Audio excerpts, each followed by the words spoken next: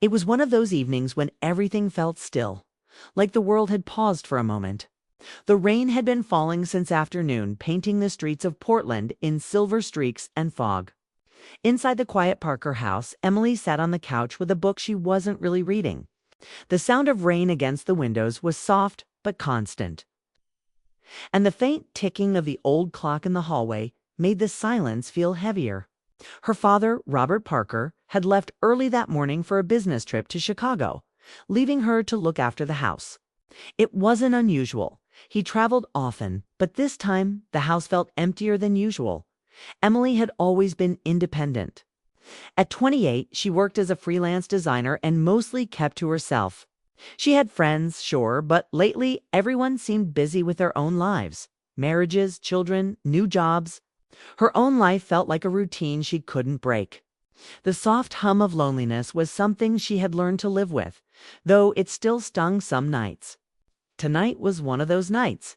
She got up to make tea, hoping the warmth would help ease the chill of the room, just as she poured water into the kettle. There was a sudden knock at the door. It was firm but not impatient, cutting sharply through the calm. Emily froze for a second, the sound startling her.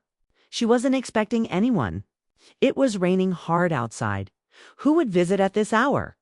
She placed the kettle down, brushed her hair back, and walked toward the door. Another knock followed, slightly louder this time. She opened it slowly. And for a moment, she couldn't believe what she saw. Standing there were three familiar faces, half hidden by rain and the dim porch light. Mr. Harris, tall and broad-shouldered with graying hair and a kind smile. Mark, cheerful but quiet, holding a paper bag with snacks. And Evan, younger looking than the rest, with a sharp but gentle expression. They were her father's old friends, men who had been around her family for years, though she hadn't seen them much lately. "Emily?" Mr. Harris said, sounding a little surprised. "We thought your dad would be home. He invited us to watch the game tonight." Her eyes widened. "Oh, he didn't tell me about that. He left for Chicago this morning." The men looked at each other, then back at her. The rain was coming down even harder now, soaking their jackets and hair. "We didn't know," Evan said, brushing water from his face. "Guess we picked a bad night to visit." Emily hesitated.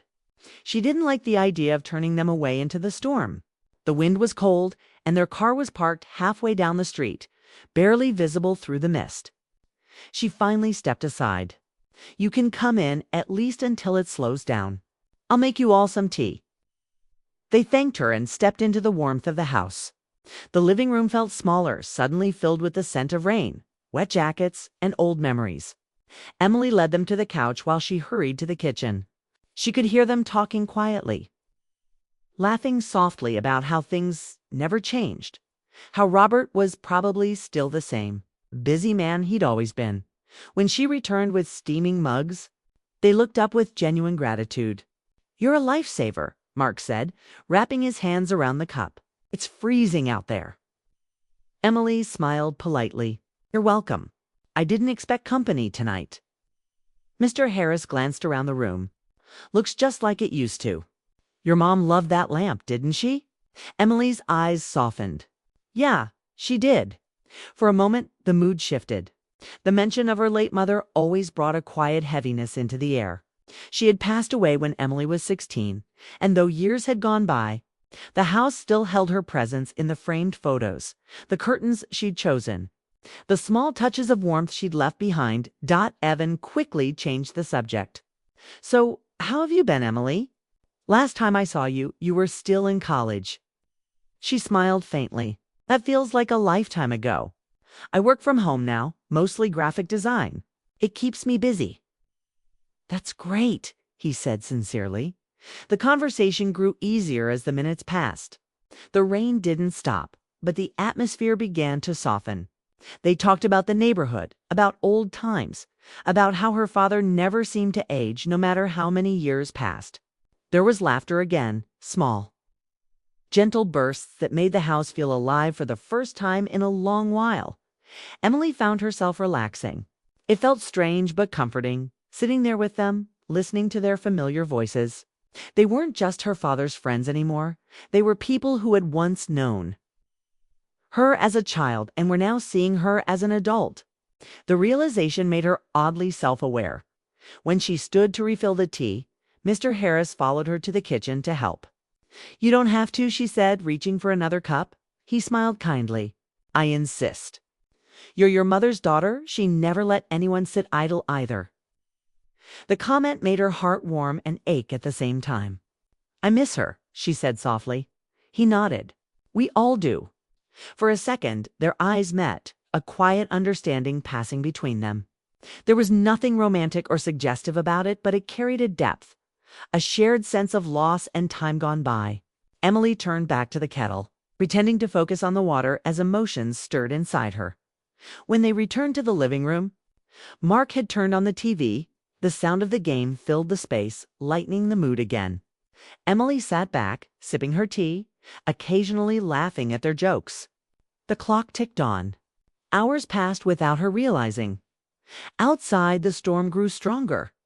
Thunder rolled across the sky, and the lights flickered for a second. "Looks like you're all staying for a while," Emily said with a playful tone. Evan grinned. "Guess so. Not the worst place to be stuck." That made her smile. She didn't know why, but she felt grateful for their presence. For the first time in a long while, she didn't feel invisible. She felt seen not as Robert's daughter, but as Emily, a woman trying to find her place in a quiet, lonely world. The night went on like that, soft laughter, the crackle of rain, the faint smell of tea and wood. There were no big moments, no grand confessions, just the comfort of company after years of solitude.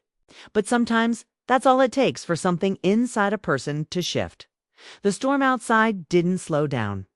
The wind howled softly through the trees, and rain kept sliding down the windows like silver strings. Inside, the air was warm and calm, filled with the scent of tea, wood, and faint laughter. Emily sat across from her father's friends, feeling a strange comfort in their company. It had been years since the house had felt this alive.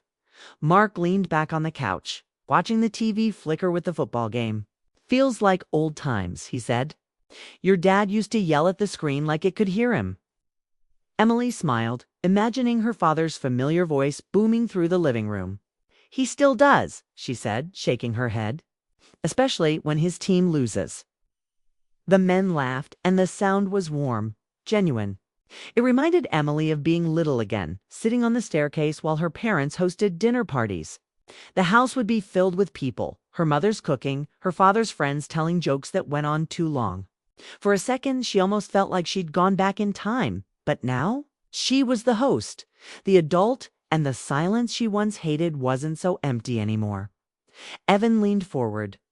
"You've done a good job keeping the place together. Your dad's lucky to have you."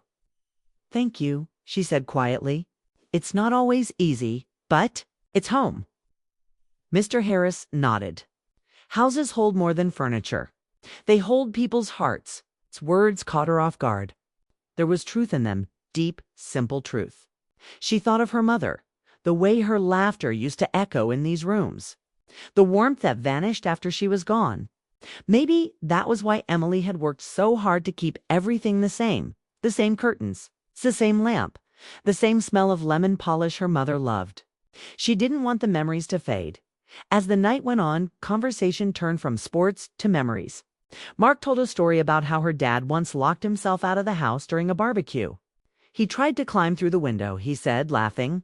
Your mom caught him halfway and made him promise to never touch her flower pots again. Emily laughed so hard her eyes watered. That sounds exactly like him. Evan smiled, watching her. You've got her smile, he said softly. The comment surprised her. No one said that often anymore. She felt a small warmth rise in her chest. Thank you. I miss her a lot. There was a pause, the kind that didn't feel uncomfortable, just heavy with emotion. Mr. Harris spoke next, his voice low and sincere. She was a good woman, the kind that made everyone around her better. Emily nodded. Sometimes I wonder if I'm anything like her. He looked at her for a moment. You are. More than you think. The room fell quiet after that. The rain became softer, more like a whisper against the windows. Emily stared into her teacup, her mind drifting. The warmth she felt wasn't just from the fireplace anymore. It was something deeper, a feeling of being seen, of being remembered. Evan stood and walked toward the window, pulling the curtain aside slightly. "Still raining?" he murmured. "Looks like we're stuck here a little longer." Ark chuckled. "I don't think Emily minds, right?" She shook her head with a small smile. "Not at all. It's nice having company." They kept talking, not about anything grand, but about little things that made them laugh. The way her dad never updated his phone, how he still drove that old truck, how he refused to admit he needed reading glasses. Every story brought them closer, every memory stitched the moment tighter. As she listened, the night had stretched longer than any of them expected. By the time the clock struck midnight, the storm outside had softened into a steady drizzle. The sound of rain was almost peaceful now, tapping gently against the windows as the fire in the living room burned low. The television, once loud with the cheers of a football crowd, now played softly in the background, more for company than attention. Emily gathered the empty cups from the coffee table, smiling at how cozy the evening had become. What started as an awkward, unexpected visit had turned into one of the most comforting nights she'd had in months. Mr. Harris. Mark and Evan were still talking, their voices calm, warm, familiar. "You sure you don't mind us keeping you up?" Mark asked as he leaned back.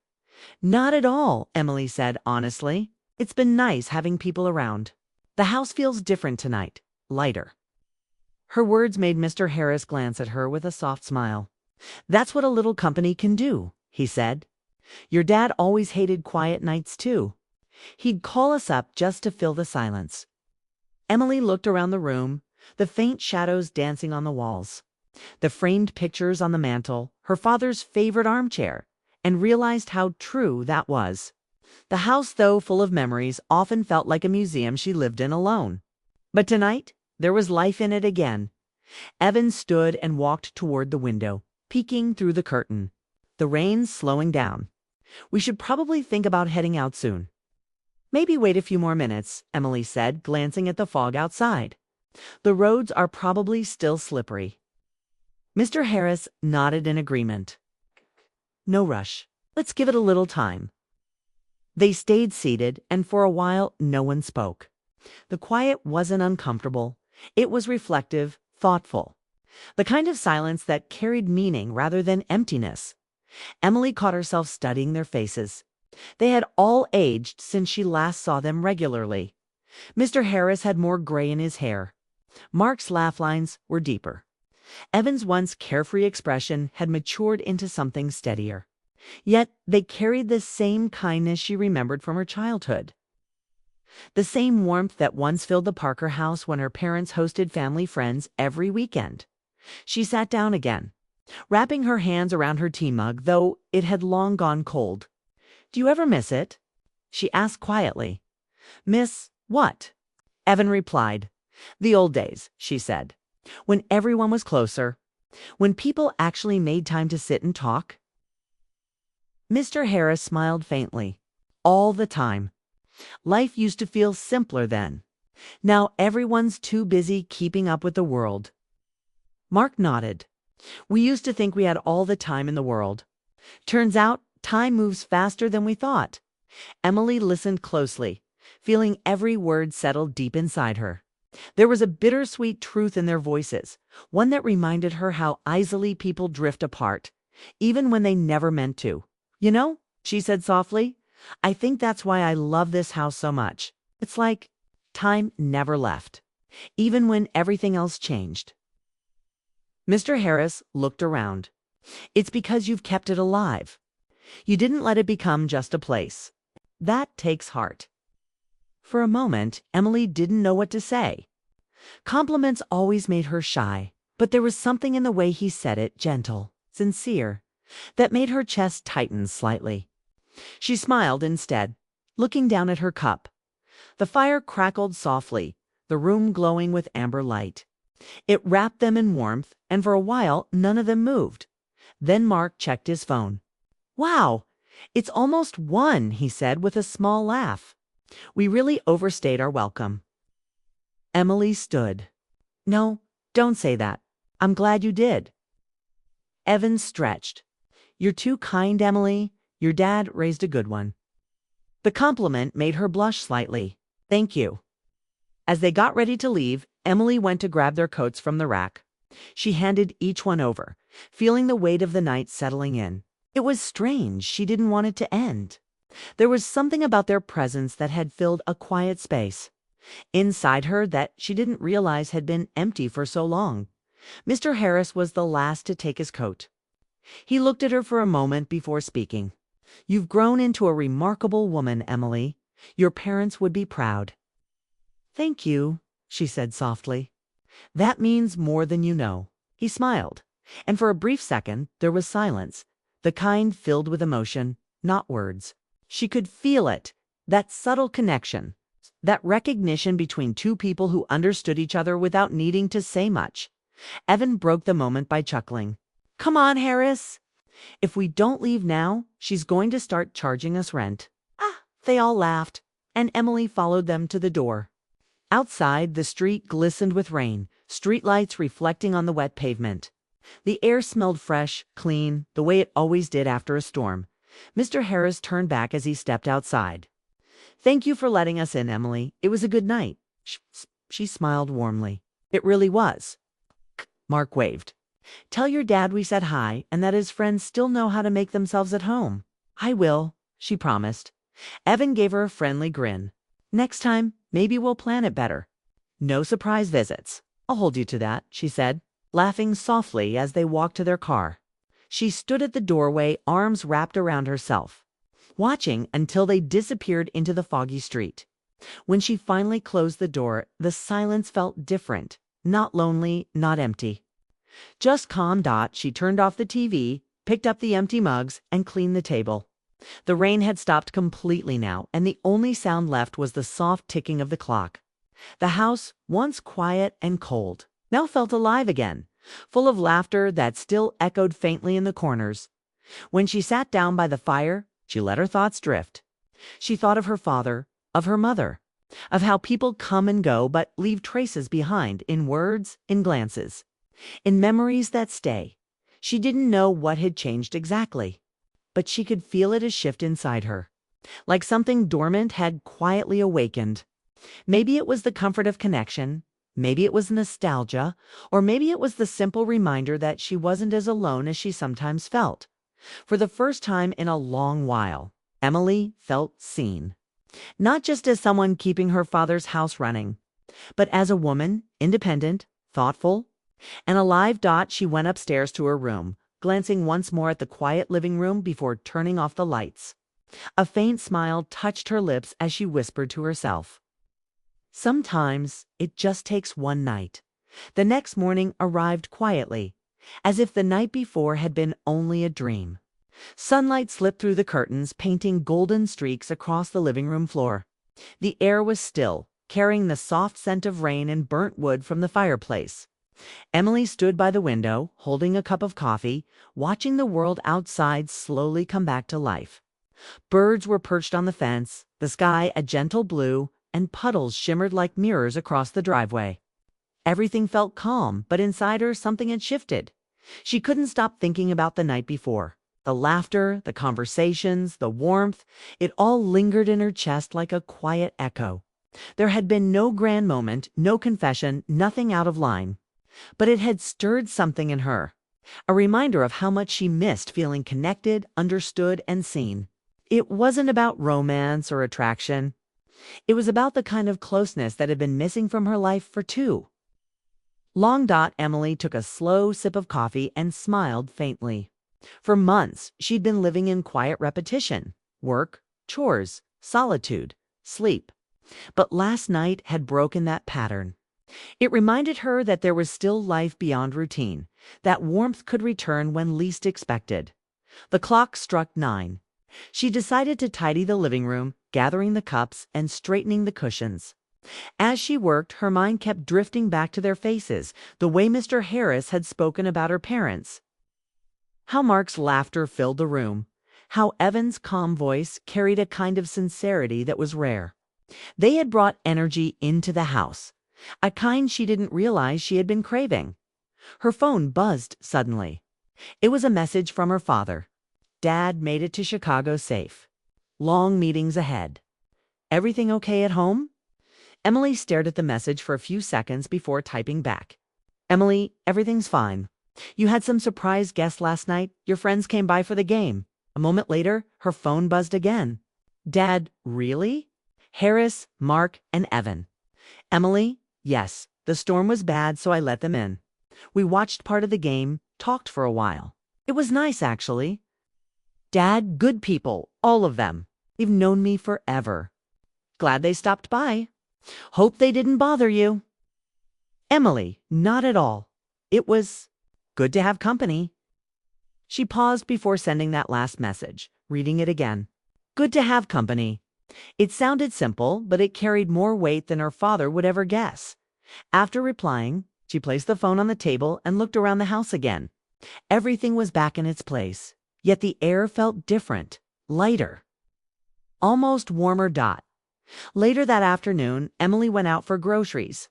The streets were damp but peaceful, and people were out walking dogs, kids riding bikes through puddles. Life moved on as if nothing had happened. Yet she carried that night with her like a quiet secret at the store. As she moved through the aisles, her mind wandered. She thought about what Mr. Harris had said, how houses held people's hearts. Maybe he was right. Maybe that was why the Parker house had always felt like it was waiting for something, waiting for laughter again, for connection, for moments like last night.